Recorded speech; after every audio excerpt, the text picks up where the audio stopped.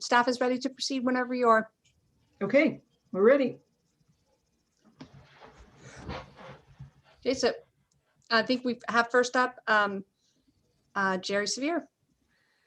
I'll call the work session of February you. 16th, 2021 of the Port of Olympia to order. I will be chairing the meeting today. Commissioner Joe Downing is vacationing somewhere sunny, I imagine. Smart man, as we're having another big snowstorm. So I will accept a motion to approve or amend the agenda. Motion to approve. Second the motion, all in favor? Aye. Aye, the motion, the agenda is passed. And first up, we have Economic Benefits Study Scope of Work by Jerry Sevier.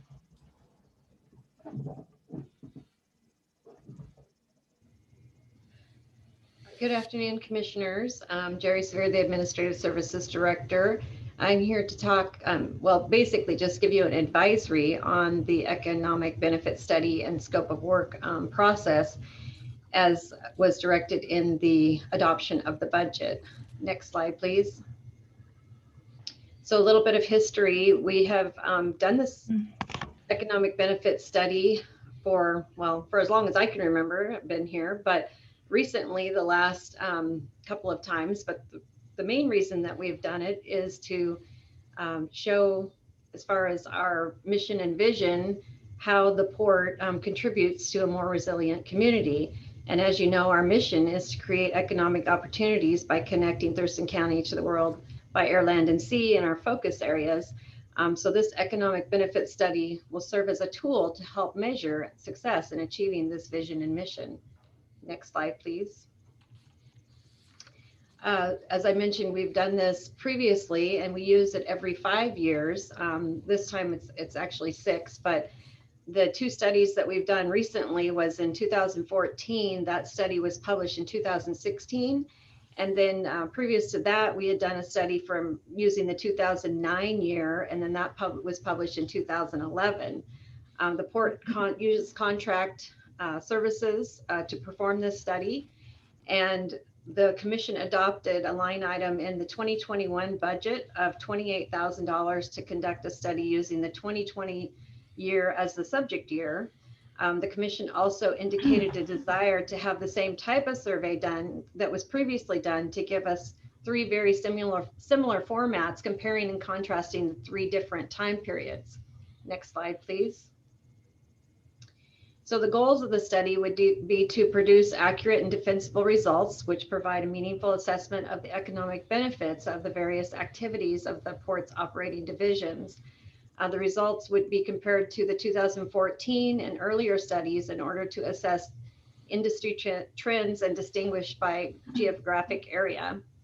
Again, the commission indicated that desire to keep the same type of survey done as previously so that we can have a method of comparing and contrasting those 3 different time periods. Next slide, please. So I'm today just giving you an advisory on what that scope of work looks like in order to keep it similar to what our previous studies were. I went back to those and pulled the scope of work, and it's pretty much identical to what we've used in the past. So that study would analyze and document the economic benefits, such as the things listed. And then those benefits would be presented for each of our 4 major business units: the marine terminal, the airport, Swantown Marine and Boatworks, and our properties encompassing the Peninsula, Newmarket, and Lacey. Next slide. So the scope of work that's would be in the RFP that we would send out would be within each business unit. We would be looking for a number of breakdowns of the data in the following areas, also in that geographic distribution of the benefits by city and county. Well, we're all in the same county for the operating business units. So the study would address the economic sectors, commodity groups where applicable, employment, business revenues, local purchases, employee earnings, and tax benefits. Again, this is using the exact same data that we used for the previous surveys. Next slide. And again, to keep them similar, that helps us do that comparison from apples to apples instead of having different data used and then trying to use the data across the lines would be difficult if we changed the scope of work. So again, that scope of work would include that comparison to 2014, and that would help show us how the benefits have changed and why. And where appropriate, those comparisons would also be used to other ports for which comparable data was available. And again, the commission had a desire to keep the same type of survey done just to give us those comparable factors. Next slide, please. So this request for proposals would be issued in March, early March. And then staff will have a team that will be put together to review the proposals. Staff will select the most qualified firm based on the submissions. Depending upon the project cost, the contract would either be approved by the executive director if it was within her signing authority, which I doubt that it will be, but if it was, and then or brought back to the commission for approval, and that would happen in April. In any case, the commission would be advised when the contract's been awarded and who it was awarded to, and kind of a timeline of that work. The study would include the field work and analysis necessary to address all of the requirements described previously. Next slide. And then the final work product would be include an executive summary of the key findings and technical report that we anticipate would happen in October. The consultant would be asked to present those findings to the commission in October. And then the scope would also include collaborating with our senior communications manager to develop an effective means of communicating the results to the public. Next slide. So this just shows you the timeline that I just described, but we also presented to you at the work session a couple of weeks ago, and where the commission would be involved in the process. Next slide. And I am here to answer any questions that you may have on this process moving forward. Thanks for that summary, Jerry. So Commissioner McGregor, questions, comments, discussion? Jerry, you said a couple of things. You're estimating we had about 28,000 in there. Is the delegation of authority 25,000 on one of these scope of contracts? That's why it would be brought back to the commission for approval to move forward? Yes, yes. So, okay, that's what I thought, but I wanted to verify that. The other part of it is the scope of work. Is that, are you going to bring that to us at a meeting for approval to move forward, or is it going to be going out based on what the 2009, 2014 scopes of work were for comparison? Is that true? Yeah, so this is the meeting where I'm bringing it to you to basically advise you on what we are putting together in the RFP. And I'm using the previous scopes of work that we used for the past two studies as that guidance. Really didn't change much except for the dates and that sort of thing. So staff would issue the RFP based on this criteria and then come back to you for approval once we've selected the firm that would be doing the study. Okay. That was it. Thank you. Thanks for thanks for asking about the budget and the scope of work, Commissioner McGregor. I too am interested in seeing the scope of work. If it's in the packet, I'm missing the scope of work. I see slides discussing the scope of work, but I don't see the actual scope of work. Am I missing that? The slides that I showed you is the scope of work. I mean, I can send you a draft of the RFP that will go out from our contracting department, but it's essentially a cut and paste from what is on the slides. Okay, yeah, it would be good to see that. So Commissioner McGregor, I propose that we have a discussion, since this is a work session, about whether this is, well, this represents what the commission wants to send out. When the commission originally discussed this in fall of 2020, the commission agreed that we should have not just a benefit study, but a cost benefit analysis. Jerry, can we please look at your slide 3? Aspen, can you pull that up?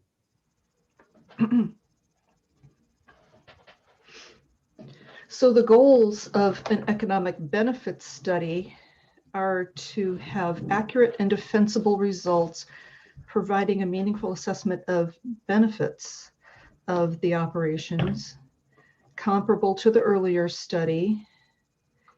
An economic benefit study is useful for public relations purposes. It can say, these are the good things the port is doing for the community. I see Jerry nodding, right? That's really what this is. That's right, it's for public relations. Now, if we have a cost benefit analysis, we get more information. That provides us with the kind of information we need to see where we're doing better and where we have opportunities. It lets us do some comparisons and it lets us do more analysis. Could we please go to the page that I provided? Should be in the packet here. This isn't the packet. This is my presentation, which I think that you had asked for your slides or your pages to be part of the packet, which is different than my PowerPoint presentation. So Okay. I don't know that Aspen has your packet, I mean, the whole packet up for display, but Yeah, this is a ongoing challenge, isn't it? Aspen, would you kindly share screen? I may be able to do this. Would you enable share screen? If I might interject, we just discussed this at the retreat, that when a commissioner provides materials for the packet, that they won't necessarily be able to be viewed during the PowerPoint, so or any type of presentation. So if the commission wishes to choose that, change that, we'll need to talk about the technical challenges for that. So, but we did just review this at the retreat, that supplemental materials offered by commissioners would not be available for viewing during the remote sessions. That's not a decision that has been taken by the commission at this point. It was indeed discussed and agreed to. The acting commission chair asks that the executive director please not interrupt. So this has yet to be taken as a resolution by the commission, and our practice has in the past and in recent meetings been to show materials in the packet. It's too bad that staff is declining to share those materials this time. I will ask Commissioner McGregor to please look at the page that appears after this presentation. It's the best summary that I was able to find online of cost benefit analyses. There are several. Are you at that slide? That page? I have it in front of me, yes. Okay, apologize to the public that this is not available to the public here. There are several different cost benefit analyses that are typically done that provide more information than just PR, than saying these are the good things we do for the community. They actually provide data that's useful for analysis and planning. Impact assessments and cost benefit analysis. An economic impact assessment is one. A social impact assessment is another. I have no doubt that the port is not interested in doing a social impact assessment. Environmental impact assessments are often required for certain projects. And the fourth type, a cost benefit analysis, identifies relative benefits of different development options, defines relative costs and benefits, quantifies these where possible. This analysis is used to identify the benefit cost ratio. So a cost benefit analysis or an economic impact assessment are the two standard analyses that go beyond the usual PR exercise of a benefits analysis and provide us with data that can help us make better decisions and do better planning.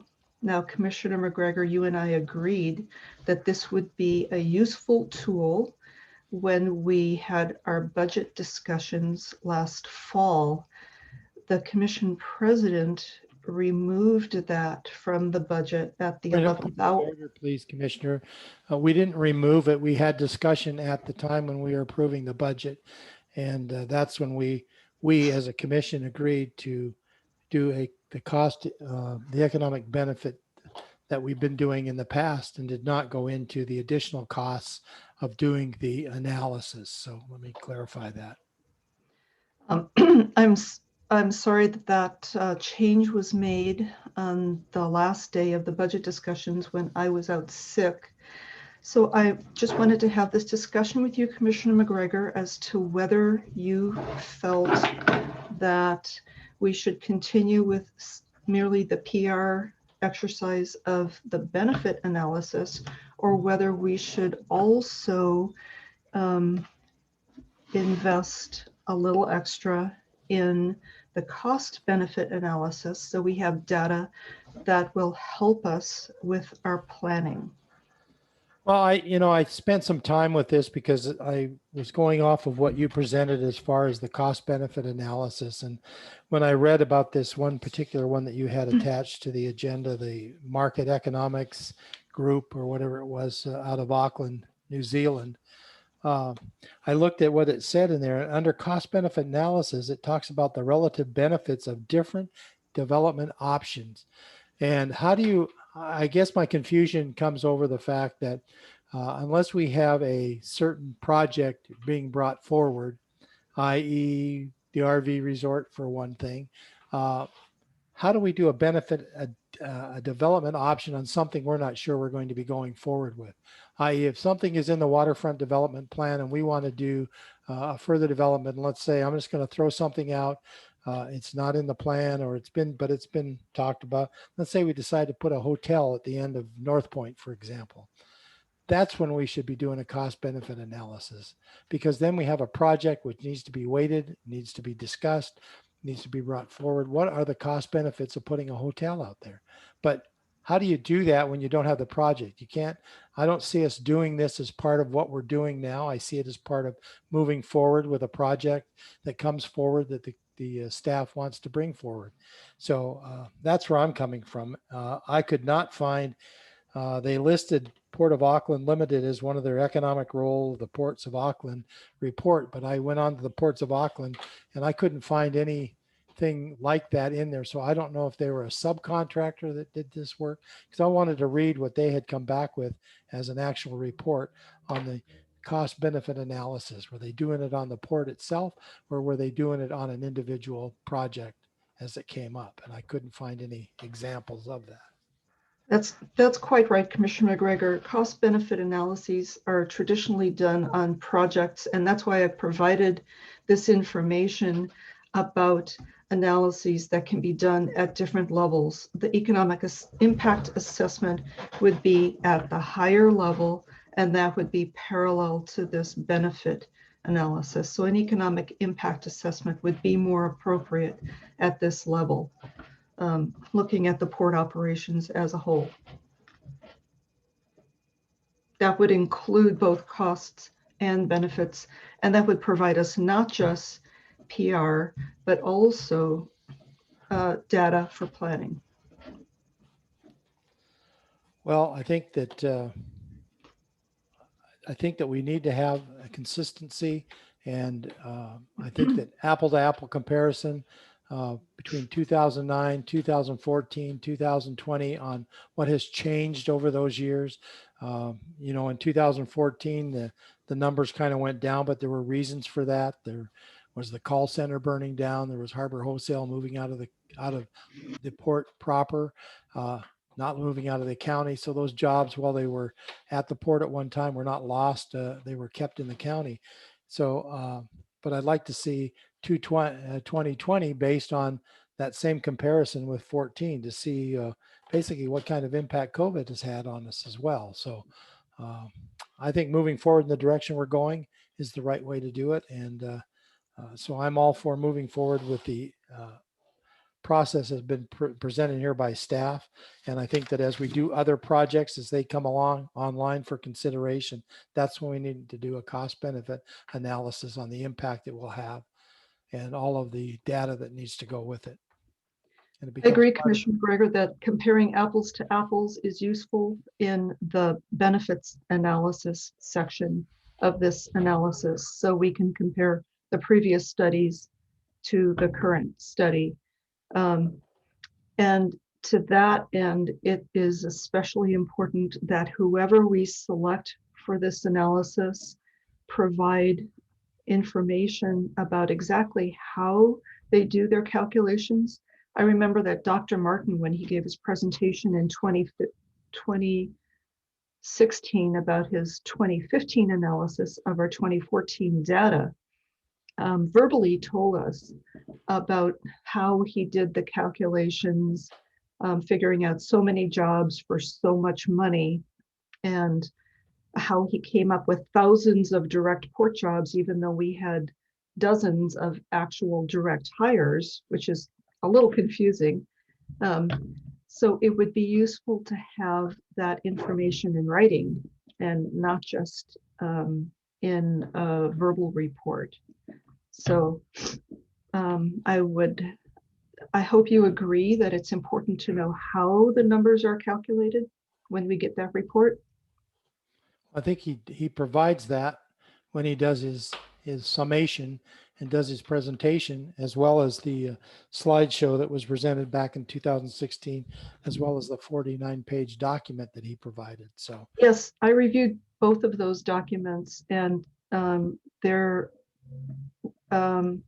we need a little more information. We got more information in his verbal presentation about how he came up with those numbers than we got in the actual documents. So we do need to know how they come up with those numbers.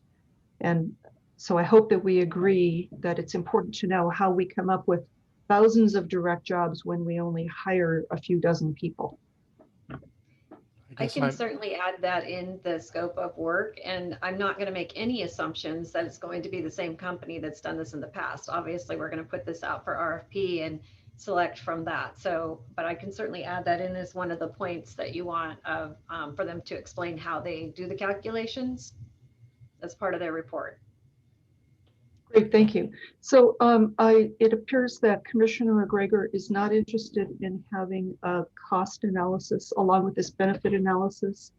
So we'll move on to the next agenda item unless there's further discussion or questions. I'm ready to move on. Thank you. Okay then. So let's see, the next item is Destination Waterfront update.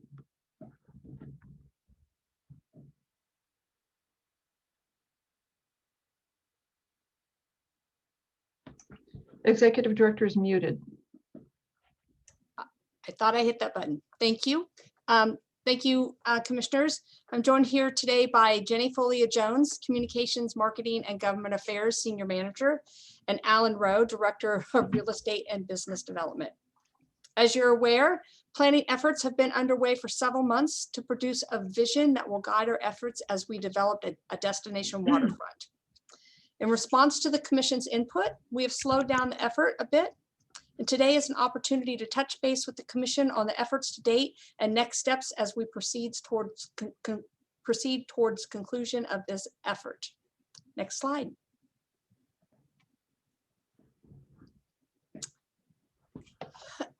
As always, we frame all of our efforts by looking at our mission statement, our core areas, our core focus areas, and our values. And that is certainly the case for as we have begun this planning effort. We've also taken into account previous planning efforts, which is also the Vision 2050 effort. At this point, I'll turn it over to Jenny Folia-Jones, and she'll proceed for a few slides, and then we'll turn it over to Alan. Good afternoon, Commissioners. How's my audio? I know that sometimes my headphones come through garbled. Is it okay? Oh, okay. So as Sam said, I'm Jenny Folia-Jones. Aspen, can you move the slide forward? Thank you. And as Sam also mentioned, and as you will both recall, we embarked on an 18-month visioning process called Vision 2050. And the goals of this process were really to build community awareness and support, align port investment and policy with community priorities, strengthen our partnerships, and also establish a shared vision for port focus and impact. And through that, the port received over 10,000 inputs on the initial phase that the community members shared what they would like to see as far as investments and the future of the port over the next 30 years. Those inputs were then distilled down into 10 goals and 59 action items. And one thing that we did hear from the port or from the public as part of that was really that they really wanted to see the Swantown Upland waterfront development be turned into a space that the community members could bring their family and friends to enjoy, also making it something that would attract tourists, and also just really making it a welcoming area that people could go and enjoy the waterfront even if they didn't own a boat. I apologize, I have a dog here that you might hear in the background from time to time. So Aspen, I'm ready to move on to the next one. And so part of the public process that we're going through right now, the public outreach process on the public involvement spectrum, we're falling into involve and collaborate. And really what we're doing is we're working directly with the public throughout this process, getting feedback, taking that feedback, ideas, and really advice and recommendations. And we will then utilize that in the final product that is presented to the commission. So you go ahead and move on. Here's a list of the original advisory group members, and I say original because you'll note that on the top right-hand side of the list, Myron and Noreen, Swantown Marina Live boards are noted as past. When we extended this process, they were not able to continue with us based on some other prior commitments that they had. And so if you will go to the next slide, Aspen, you'll note on the additional advisory group members, we have included Eddie and Becky Miller, our Swantown Live boards that have now stepped in to take their place to finish the process out. And then we also heard from Commission that they would like to have additional groups. Oh my gosh, I'm so sorry. Additional groups invited to be a part of this. And so you'll see them listed here. They've been added. So next slide. Apologies for the dog. And we also conducted select stakeholder meetings as well with the entities that you see here. Move on to the next one. So this is a list of all of the meetings that we will have conducted by the time this plan is, the final product is presented to the commission. So you'll see that we will have had 4 public meetings, 6 advisory group meetings. We also conducted our select stakeholder meetings over the course of a couple weeks. And then we will have presented to the commission 5 times once we are back for the final presentation. Move on to the next one. So as far as the extension, I mentioned that we did extend this process, and that was at the request of the commission. So we did extend the process. We did hold an advisory group meeting last week. This included the original and the new members of the advisory group. We have another one scheduled for next week. And then we've added an additional public meeting as well on March 4th. We then revised the date for the commission presentation to March 8th, and then our final presentation will be made to the commission at the end of March. Next slide. And this is just a different graphic view of the meeting schedule. Next slide. Now I'm going to go over, we're not actually reviewing community feedback on this next couple slides, but I do want to talk to you about kind of our public outreach summary. So next slide. So as far as the summary for all of our social media channels, when I refer to social media channels, we utilize Facebook, Instagram, Twitter, LinkedIn, and YouTube. We have had a total reach, and this is data as of February 10th when we pulled this before it went into the packet. 10,793 people were reached with our posts, and a reach means the people that actually saw our content. And then we also had 319 people attend our meetings so far, the public meetings, and then we have a total of 3,153 contacts on our email list that do receive all of the notices regarding the meetings and surveys and different ways that they can give input to the process. Next slide. The two surveys that were conducted, you'll recall survey number 1 was really asking for just open-ended questions about the uses that people would like to see for the development along the uplands. We had 442 respondents to that survey. And then survey number 2 was more asking about the aesthetics, everything from shoreline to building materials to walkways, et cetera. And there were 385 respondents to that survey. Next slide. And I'll go ahead and turn it over to Alan Rowe. Good afternoon, Commissioners. I'm Alan Rowe, the Business Development and Real Estate Director for the Port. Next slide. So what you've seen before is we did break out the available properties that we had on the peninsula as part of the scope of this study. And we included mostly all of them. There were a few here that were highlighted in purple that we did not include, just because one of the properties is actually part of the marine terminal. The other 2 properties are so unique, so different in terms of an approach for development that we didn't feel that they were appropriate to include in this study also. But otherwise, we've got our sites, as you see here, mostly all upland sites, and then we've got 2 overwater sites that we've identified as part of this as well. Next slide. One of the big things with Vision 2050 that we heard and just the constant community input is accessibility to the water.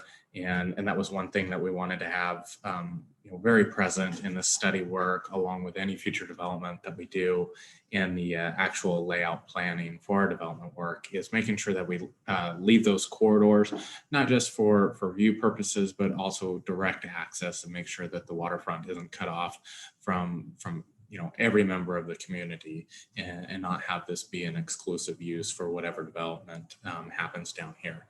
In addition to the accessibility of the water, we also want to maintain our linkages from East Bay to West Bay and further develop that, along with our important linkage to downtown and the Capitol campus. Next slide. Speaking of that and maintaining those linkages, this is a chart that's kind of hard to read, but essentially your outer ring here is 1 mile, and that's about to the Capitol campus. And this just shows the walkability from essentially the central point of our peninsula to the various attractions of West Bay area, downtown, and then further beyond up on top of the hill to the Capitol. Next slide. So I'm going to, I'll probably be brisk with this, each one of these sites that we have, but I do want to go through, because we broke these up in terms of these just make sense in how they would necessarily be taken down for development, no matter what gets developed on the site. These were what would just be simply the logical sites that we would market or entertain any proposals for, or take on some other project. The first one is all the way out at Site A. And I do want to note some special sites where we came into this work already having input from the community, or our own internal projects that we've considered these sites for. But that said, we wanted to go into it with an open mind and make sure that we heard input and possibly potentially some better ideas that made sense, met the mission of the port, along with the desire of the community as well. So Site A is all the way down at North Point. This is by KGY and also the Hearthfire Restaurant. Some of the potential uses that we heard from that were sailing center. Hotel is probably a big one that I've heard ever since I started. We've done some research on that, and that's come back where this site probably would be an appropriate location if we were to entertain a hotel project. And then mixed use. And I want to say probably mixed use was a common theme across all the sites, and that can just be essentially a given. So I don't necessarily want to be redundant with all of these. But in addition to the site layout, we've also identified what our zoning is, what the current use is at the location, the size. And then we've got not just city code and zoning, but we also have our shorelines management plan that we work under and has jurisdiction on all of these properties as well. So with that, we wanted to illustrate all of the layers that we work with in terms of pursuing any sort of development. Next slide. This is site B. This is what's known as the CAP site. And, we wanted to make sure we included it. There is potential for developing it, although that comes with significant hurdles being the environmental nature of the site. But, really the input from everyone as part of this process was, let's keep it as is, but let's also potentially leverage it into required parking needs for site A development, along with keeping its existing use for, obviously it's a wonderful lookout location. And then we've had some events this past summer that were quite successful as well. Next slide. Site C is an area that, again, we wanted to go into this with an open mind for everything, but Site C is very, needed for the operations of the marina.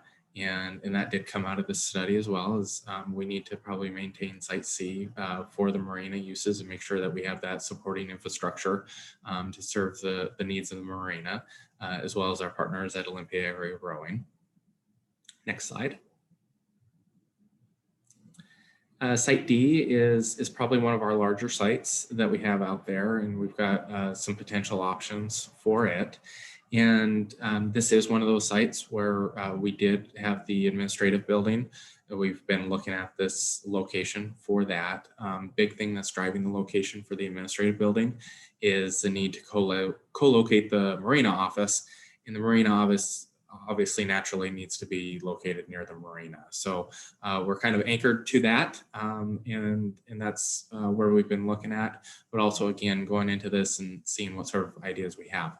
The administrative building is only going to be one piece of a larger development out there, along with, what this tool has allowed us to do is, any development we take on, we say, okay, that's great.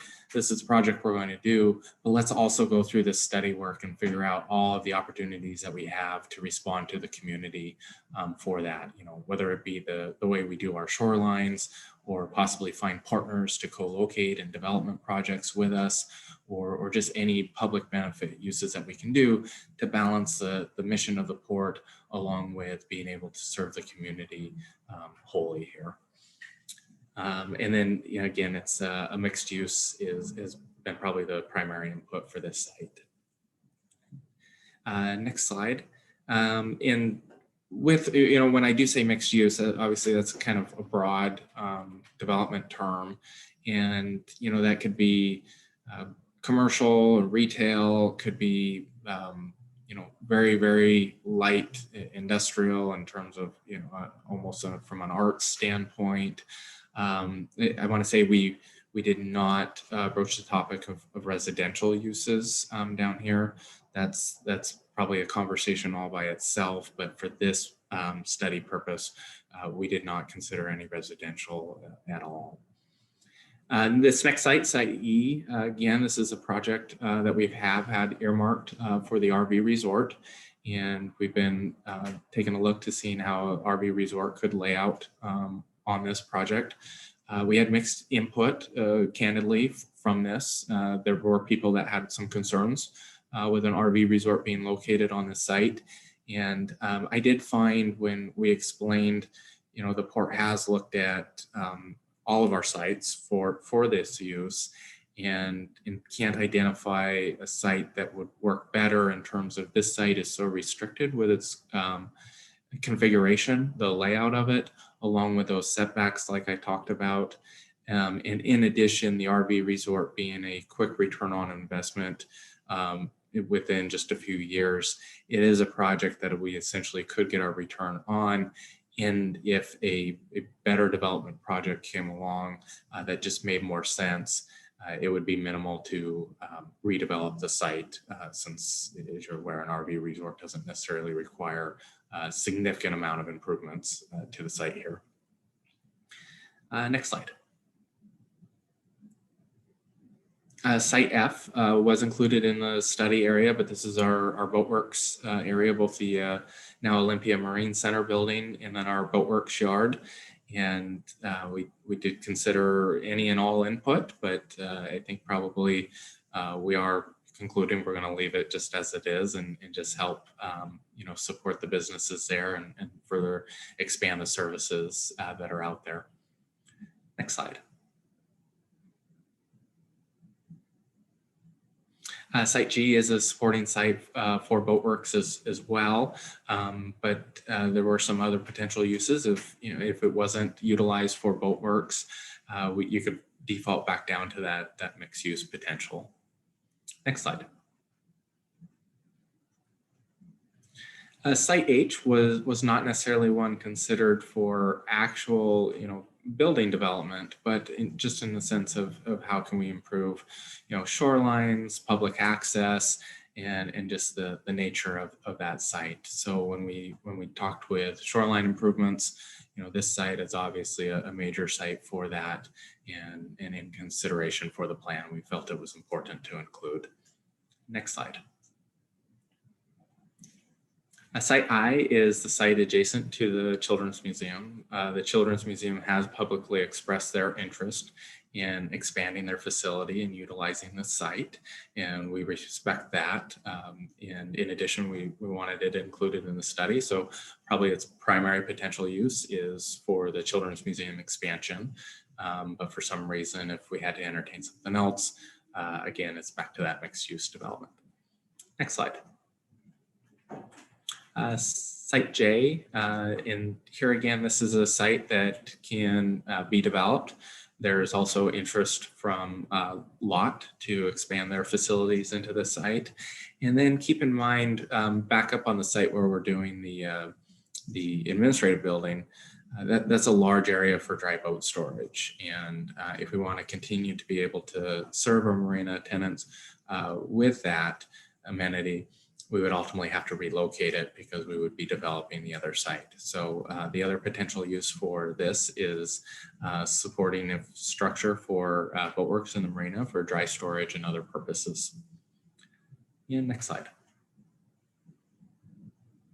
And I think, let's see, this is the last uplands site that we have. This is site K. This is a gravel area at the intersection of Marine Drive. Pretty much the primary input there was development, and we did hear a couple input when people were sharing their concerns with the RV resort. Some people did propose potentially utilizing this site for the RV resort. And next slide. We have two overwater areas, and this is Overwater 1, which is the existing KGY building.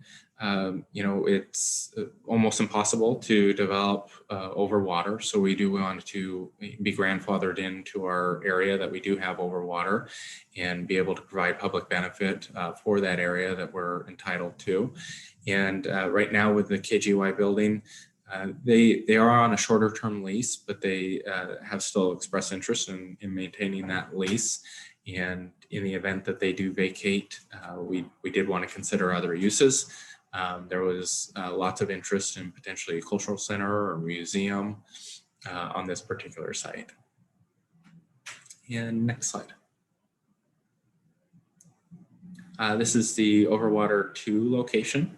And, Sailing Center, I haven't mentioned it as much in my presentation, but I want to make sure I give the impression Sailing Center was a quite popular input throughout this public process.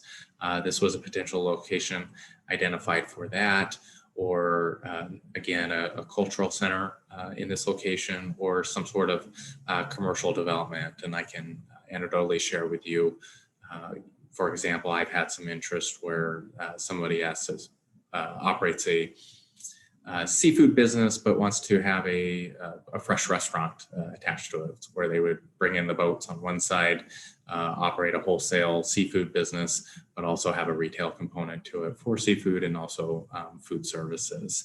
And in addition, I do believe there's potential for us to get credit for this area and potentially relocate then the Overwater area that this area covers if we were to mitigate the site and then utilize that somewhere else. Next slide.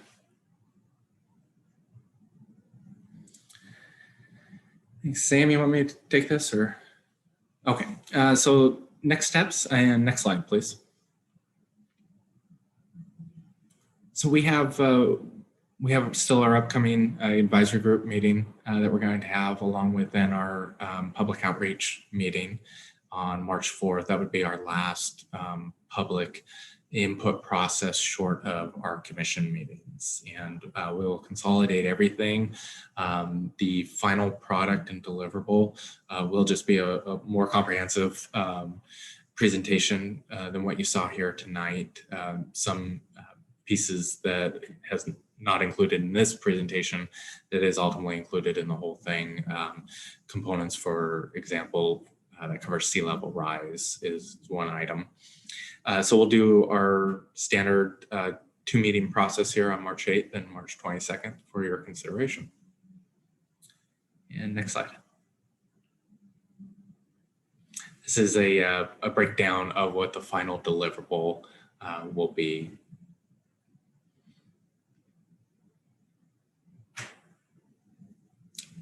And next slide.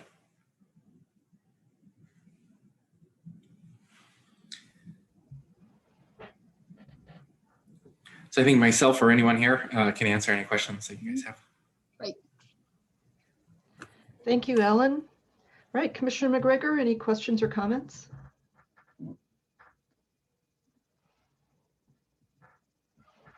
You're muted, Commissioner McGregor. Thank you.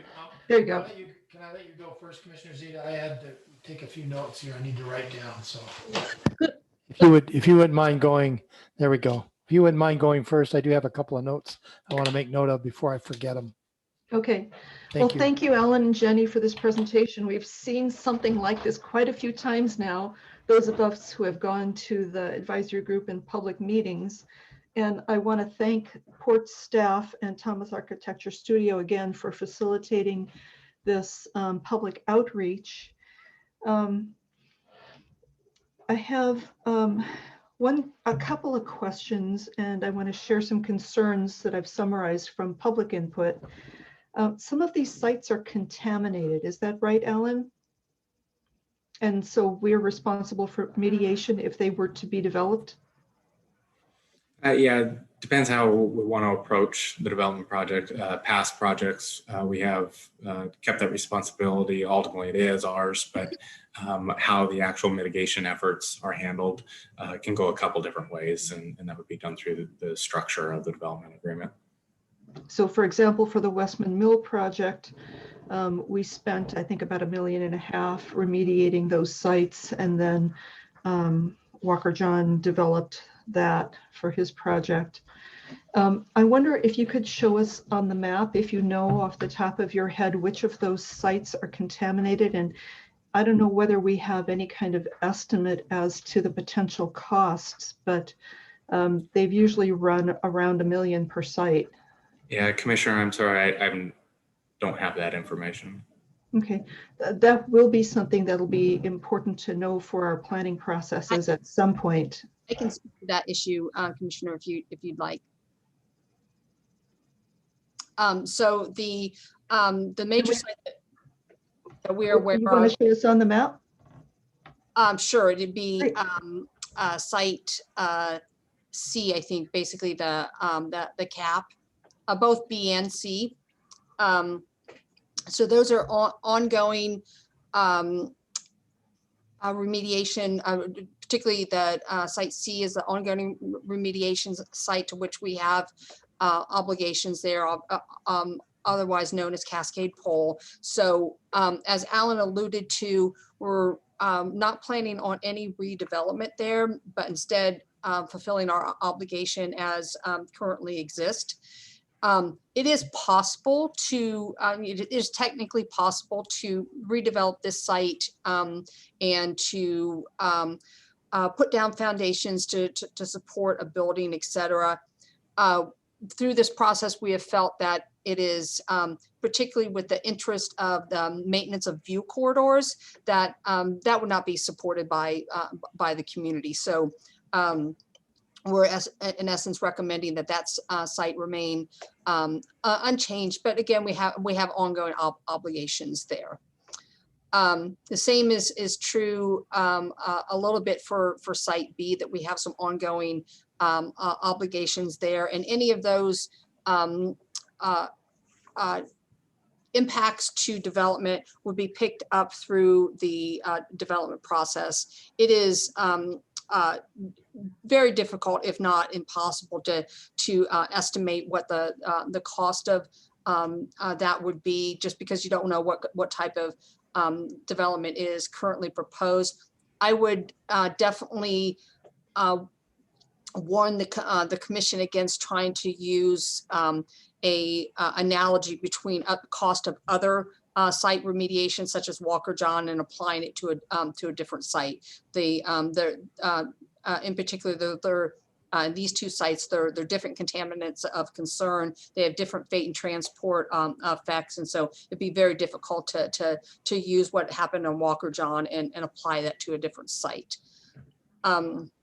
For other sites throughout the area, certainly as we look to develop in sites D and E, which is where admin and other mixed use would be, or E with a RV park, we'll need to be doing some preliminary investigation there to make sure that the fill materials that have been placed are not contaminated. I don't believe that we have indications that they are currently, and so, but will definitely be part of our site investigation and planning for those efforts. But we don't have indications, to the best of my knowledge, that D and E we're looking at any type of remedial activities in order to be able to develop those sites. Thanks, Executive Director. As I recall, there were some sites further south that still required remediation. Can we look at the map further south, please? Sure. Yeah, and so if we look at the shark fin for Can we look at the map further south, please? Somebody help us with that. yeah, Aspen, if you keep What is it? going, I think it's like J. Okay.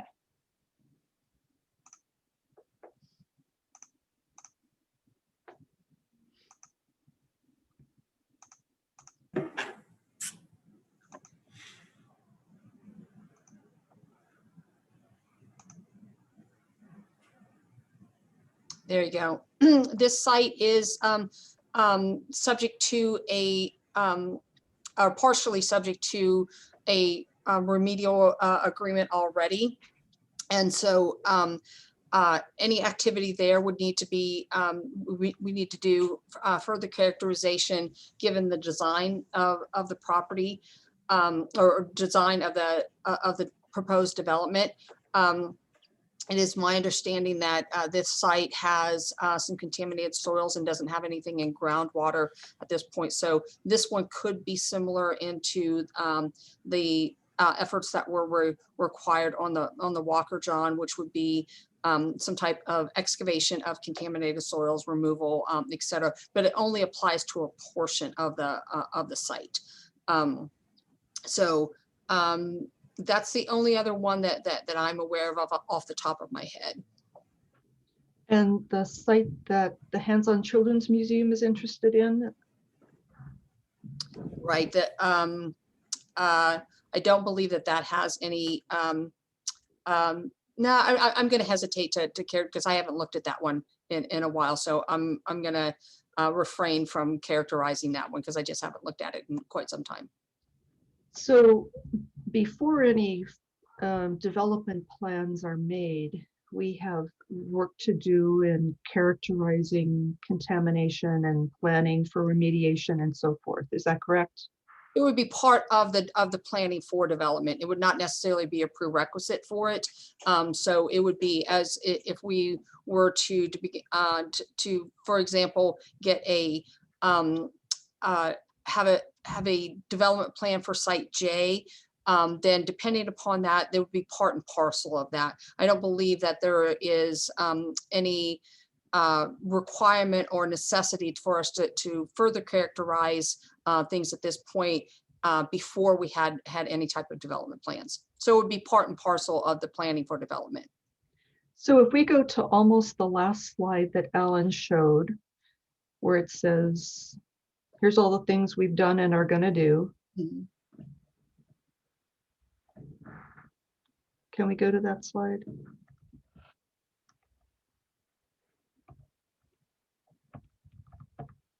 It's slide 33. There you go.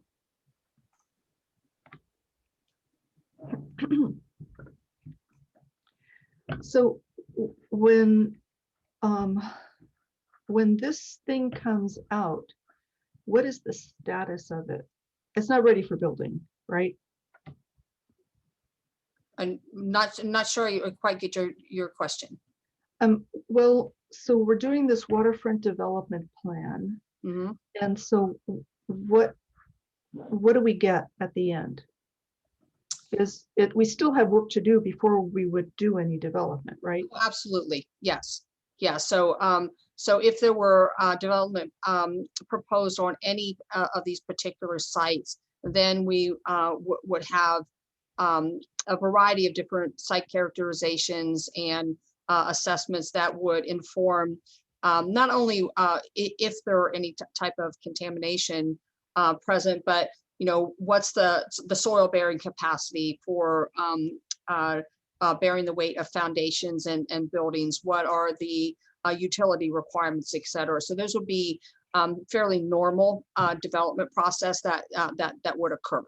And so it would include all of that. So this plan is not going to give you any type of site specific development action. It's really meant to narrow the choices down for each of the sites and to demonstrate what we believe that the community is in support of. So then we can start marketing and proceed with our development planning.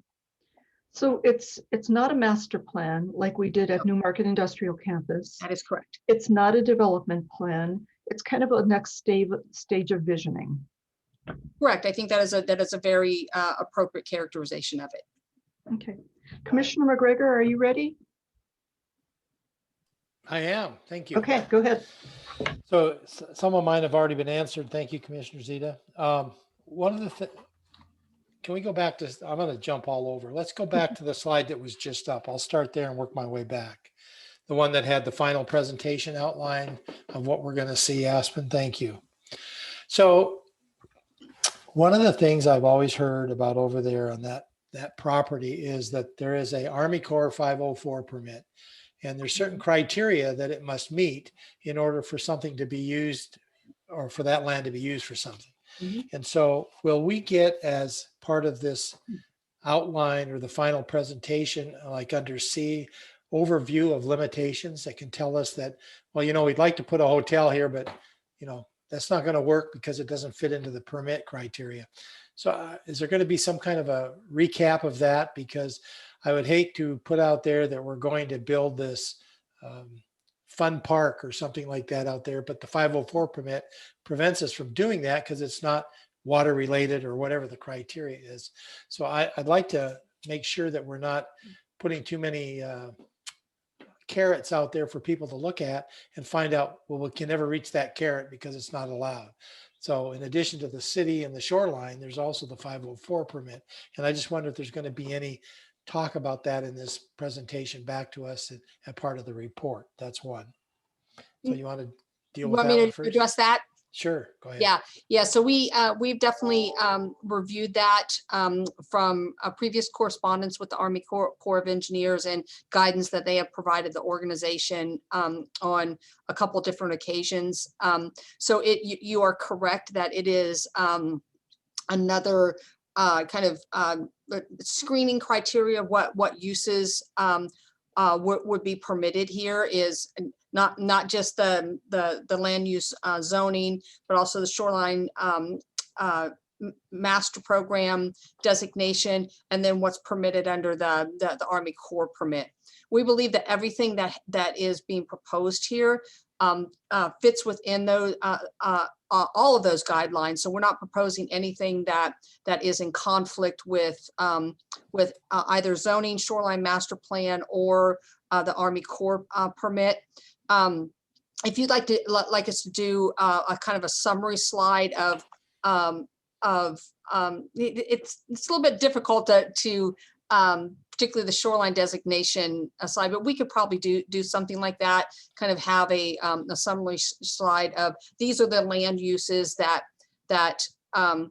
you know, that the proposed land use, let's say an RV park, for example. We could say, yes, it meets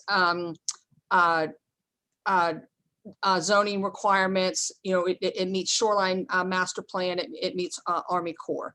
So we could do a summary slide of that.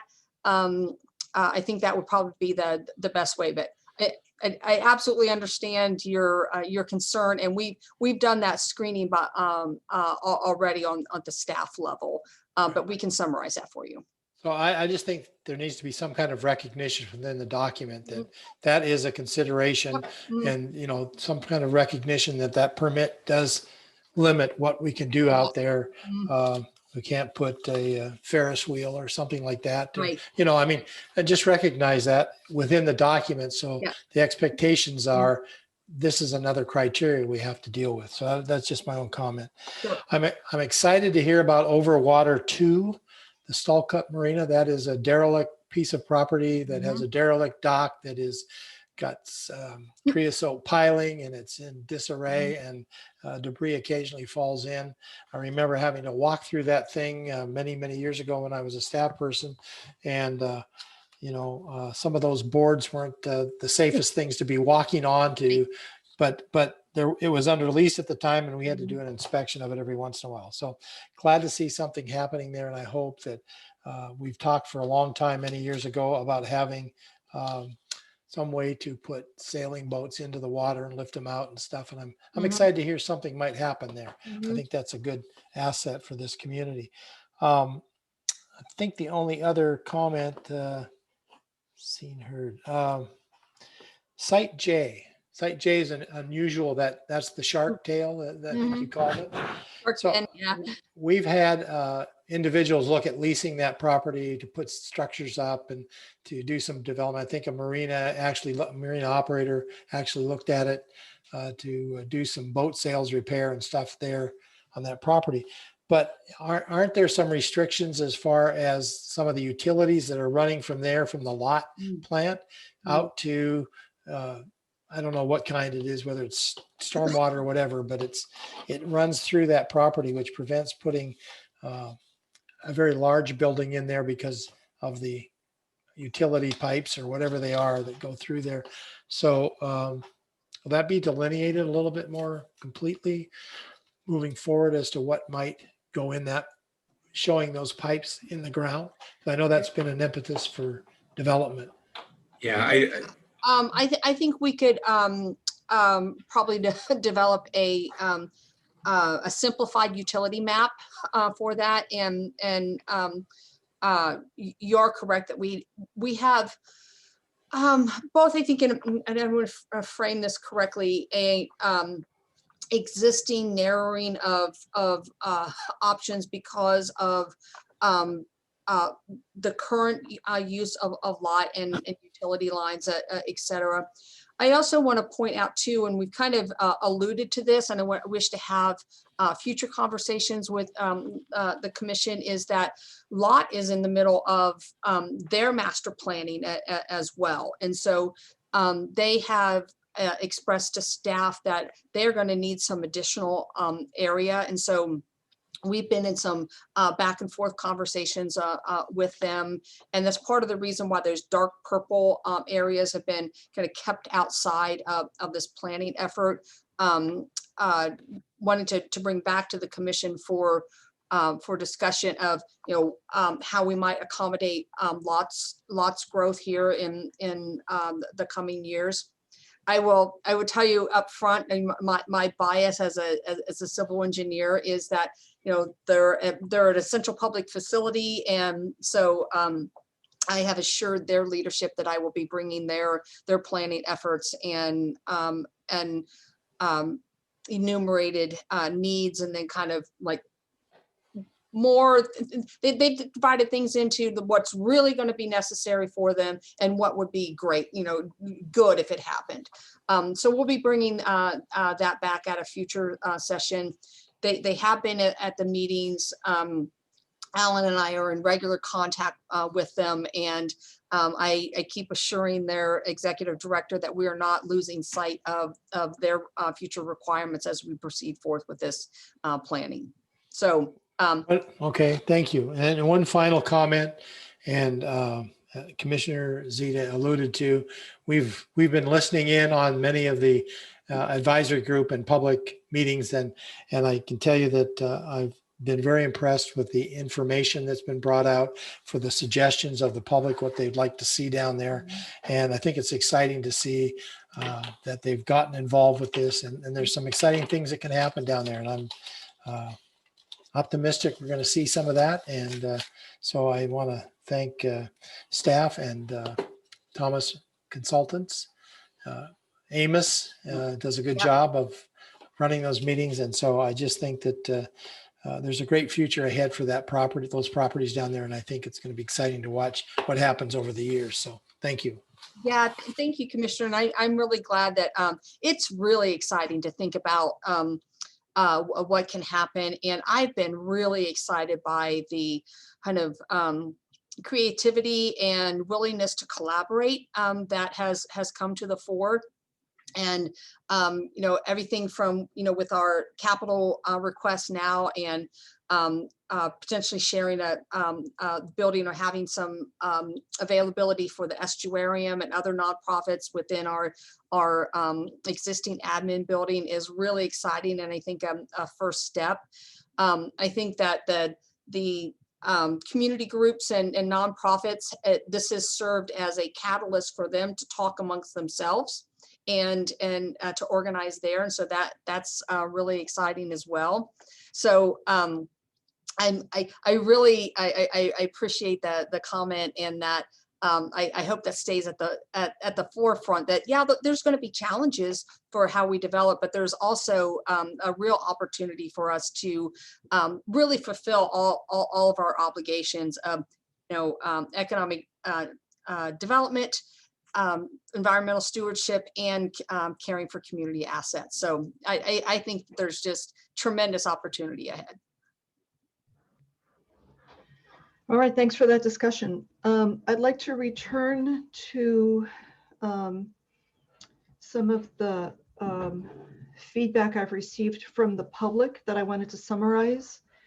Now, I heard the executive director say something to the effect that the RV park is permitted by the Shoreline Master Plan, but whoops, are you still there? Okay. You didn't lose me, did you? No? I lost you for a second. All right. My understanding is that as of about a week ago, the RV park would not be permitted by the Shoreline Master Plan, and that city ordinances need to be revised in order to make it permissible. So it's good that we're doing some homework right now to find out what the limitations are, and that we're not proposing it, and that we're doing our homework here. Mm-hmm. We have heard a number of concerns from the public, and I feel duty bound to summarize those. While people appreciate the expanded opportunities for public outreach and the expanded schedule, those have been necessitated by late changes in the project scope and in the membership of the advisory committee. It's great that the advisory committee membership was expanded. It's too bad that the membership was quite limited for the first couple of months. the scope of this project has been expanded by the, what are you calling it? The Marine Center, the Marina Center, the $6 million building? The Marine Center. Yeah, the Marine Center. So there's a $2.5 million request to the legislature for the Marine Center, and it's a $6 million project. And the full commission and the public was briefed about this about the same time the legislature was. So it appears that that plan was developed independently by staff, and the public and some commissioners have expressed concern that there has not been a lot of public input into the development of that planning process, to the extent that we're getting a flurry of concerned communications now saying, please don't support this thing because what the heck is it and how do we get input into it and what's going on. So this points to the importance of adequate public participation and transparency early in the planning process. Some other concerns that I've heard from a lot of members of the public are they're glad that there were surveys on the waterfront development planning, but survey 2, the questions were quite narrow with little room for open-ended responses. And there were a lot of options for hard-built shorelines. It's not clear whether those are permitted under the shoreline management plan. There's concern about, there's a lot of appreciation for efforts to provide waterfront access. That was indeed a high priority in Vision 2050, but there's concern about whether people will have access to clean water to do recreation in. We of course have a responsibility for environmental cleanup, and I'm not sure where our planning process is on that. And finally, how is this planning process, this development planning process, being integrated with 2 other critical planning processes that are underway: sea level rise and climate mitigation. The Commission has recently committed to the Thurston Climate Mitigation Plan, and we have reaffirmed our commitment to sea level rise planning with our local partners. We don't know what we're going to do about either of those yet. We don't know what we're going to do about sea level rise, and we don't know what we're going to do about climate mitigation. Those are big issues, and any kind of development planning, especially in this area, needs to be closely coordinated with those planning processes, because the Port Peninsula, as we know, is the most vulnerable location in Puget Sound and in Thurston County to sea level rise and to climate change. So we have more work to do. We've got to start here, and I want to make a call for broader and earlier public outreach and for more integrated planning with these other important areas that we've undertaken and that we're duty bound to do: environmental cleanup, sea level rise, and climate mitigation. So I don't think any one of those 3 have fallen off the plate. So I think that it's going to be part of the whole planning process, and staff is moving along and doing some of these as they can and as the resources become available. So I'm confident that we're going to be bringing all of these along at some point during the planning and development of whatever we do down on that peninsula, because it's going to be necessary to do that. So I just think that take it in little chunks, and we're starting to work on some of those chunks, and then we get into the bigger things of sea level rise, the climate mitigation plan. We already have the POCAC. Typically, hopefully we'll find out tonight about taking on that as a project on how the port can participate, where do they see the port participating, and that type of thing. So I think that, we're moving in directions that we haven't had to move before. We're moving in directions that are of benefit for the community, that we're trying to provide assets while trying to be environmental stewards, while trying to be economic development opportunities, which is all part of our overall strategic plan of being resilient. So. Yep, that all makes sense, Commissioner McGregor. We just got to be careful not to get the development cart before the environmental stewardship horse. All right, I think we are ready for our next agenda item, which is upcoming topics and agenda items.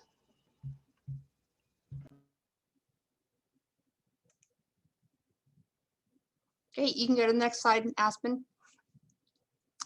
So for next Monday, we have a couple items coming back to the Commission for consideration for action. It's the Aviation Planning Group and the Cascade Pole Environmental Service Contract. We also have coming back to the Commission is a extension of the legal services contract amendment. As the Commission is aware, we are proceeding with interviews for in-house legal counsel.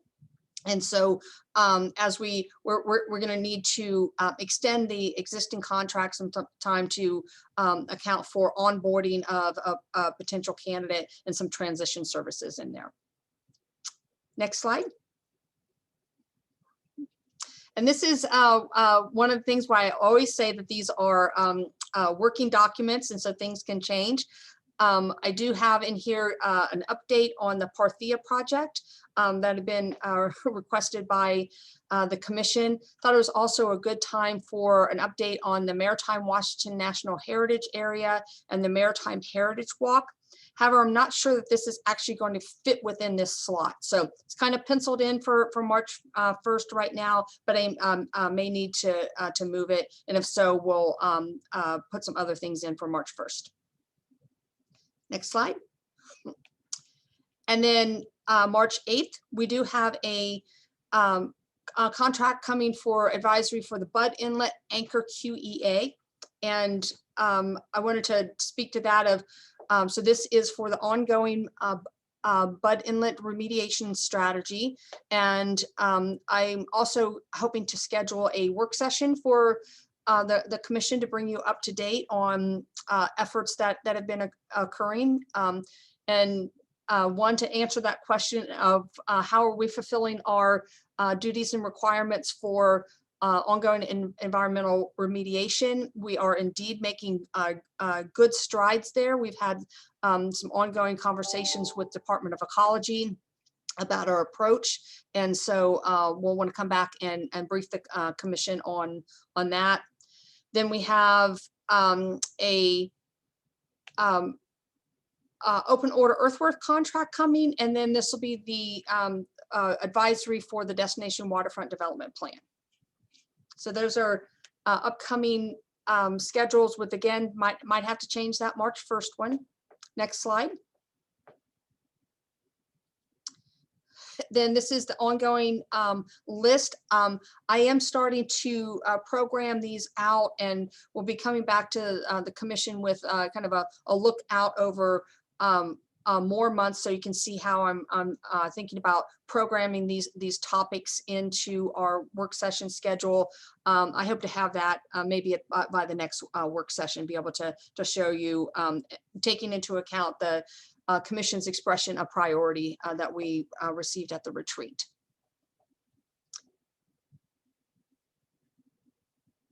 Okay, happy to answer any questions. Commissioner McGregor? Thank you, Commissioner. Yep, I got it in the right spot. Sorry about the dog. Anyway, what I'd like to request, Sam, is with working with the chair, is as things fall off of a meeting, if we can't move something into that slot, because if I have to make a time for, and I'm going to be selfish about this.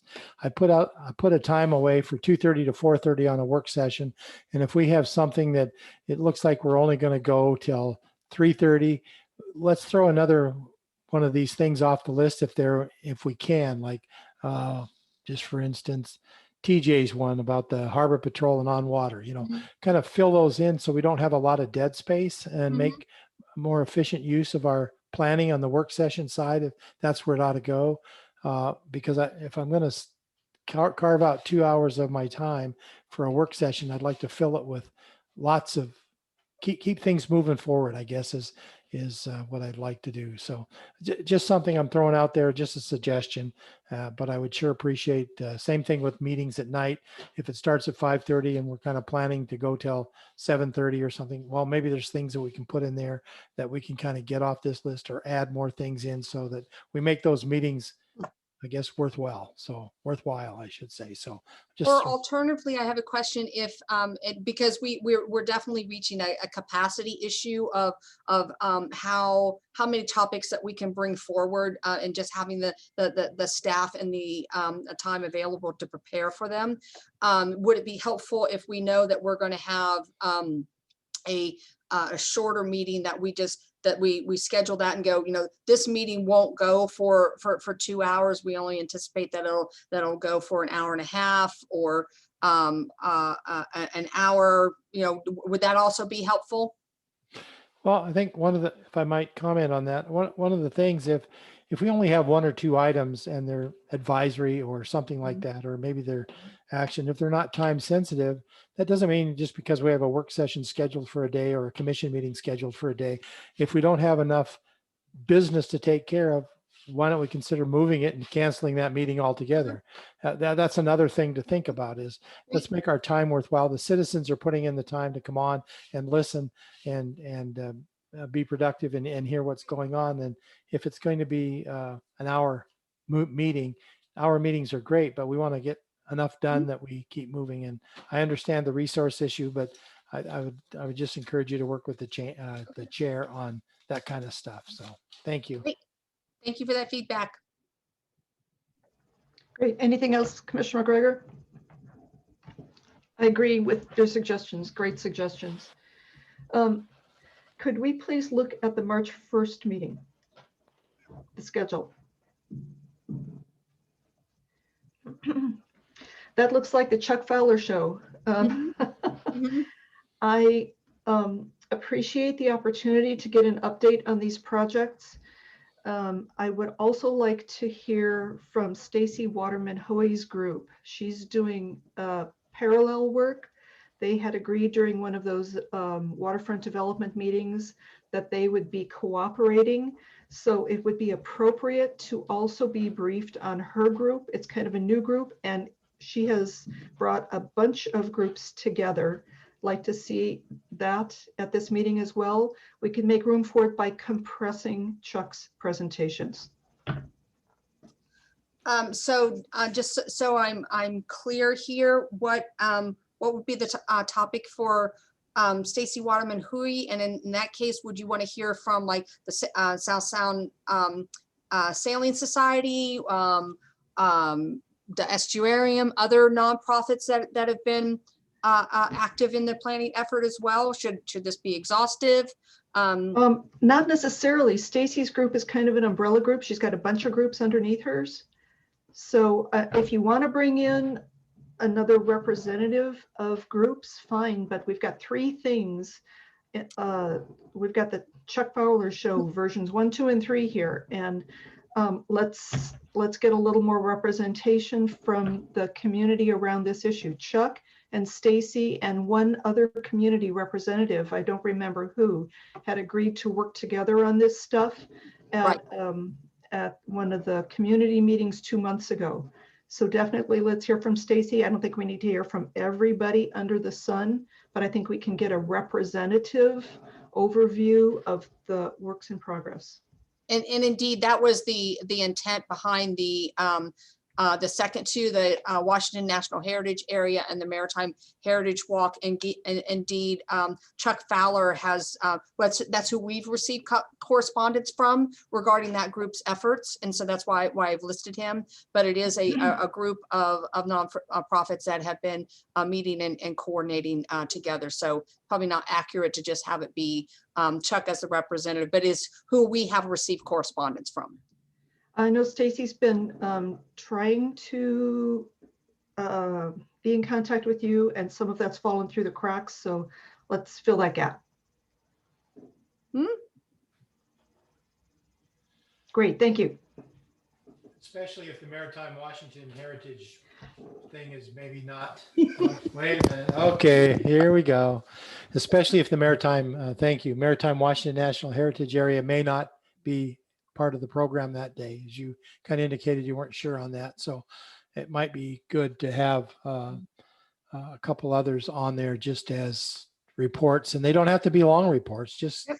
give us 10, 15 minutes on what's happening in your area and make sure that we're making good use of our time if we're going to be stuck together talking. Thank you. Great. And then when we look at upcoming topics and agenda items, slide 4.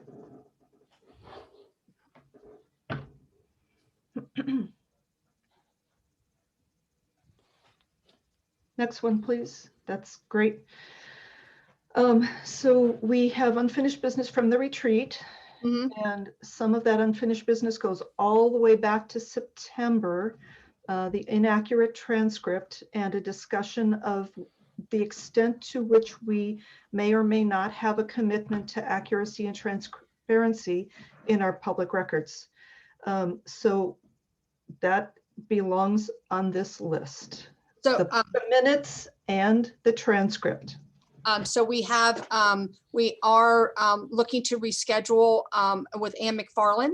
And so she'll be covering that in her topic. So I believe that Aspen has put a couple requests out to you for that date. I think we're looking at March 3rd or 3rd, I think it was 3rd. Okay. Yeah. So those topics will be carried over in the retreat topics. Okay, good. Need to get that done. Thank you. Mhm. All right. Any further discussion, information, questions? If not, I'll take a motion to adjourn. So moved. Second, all in favor? Aye. We're adjourned. Thank you very much. Thank you.